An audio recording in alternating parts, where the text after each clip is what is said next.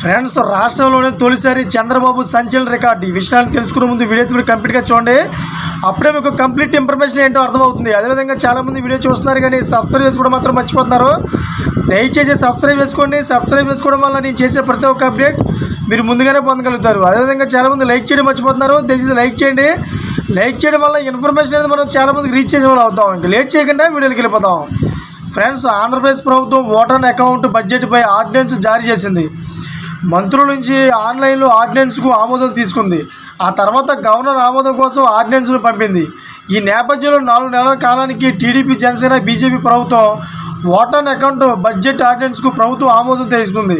అయితే సుమారు 1.30 లక్షల కోట్లతో ఓటర్ అకౌంట్ ఆర్డినెన్స్ జారీ చేసింది. 40 విభాగాలకు చెందిన డిమాండ్లు, గ్రాంట్లకు ఆమోదం లభించేలాగా ఓటర్ అకౌంట్ బడ్జెట్ రూపొందించింది. అన్న క్యాంటీన్ల నిర్మాణం, రహదారులు, మరమ్మతులు సహా కొన్ని అత్యవసర విభాగాలకు బడ్జెట్ కేటాయింపులు చేసింది. రోడ్లు మరమ్మతులకు 1100 కోట్ల మేర ఖర్చు అవుతుందని అధికారులు అంచనా వేశారు. ఆగస్టు 15 నుంచి అన్న క్యాంటీన్లను ప్రారంభించేందుకు ప్రభుత్వం సిద్ధమవుతోంది. మరికొన్ని కీలకమైన కేంద్ర పథకాలకు మ్యాచింగ్ గ్రాంట్కు నిధులు కేటాయించినట్లు తెలిసింది. కాగా ఏపీ చరిత్రలోనే ఒకే ఏడాది 2 సార్లు ఓటర్ అకౌంట్ బడ్జెట్ పెట్టడం ఇదే తొలిసారి కావడం గమనార్హం. అయితే ఆర్థిక పరిస్థితిపై స్పష్టత వచ్చేందుకు మరో 2 నెలల సమయం పడుతుందని ప్రభుత్వం భావించి ఈ మేరకు నిర్ణయం తీసుకుంది.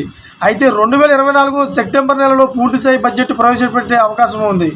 Thank for watching friends.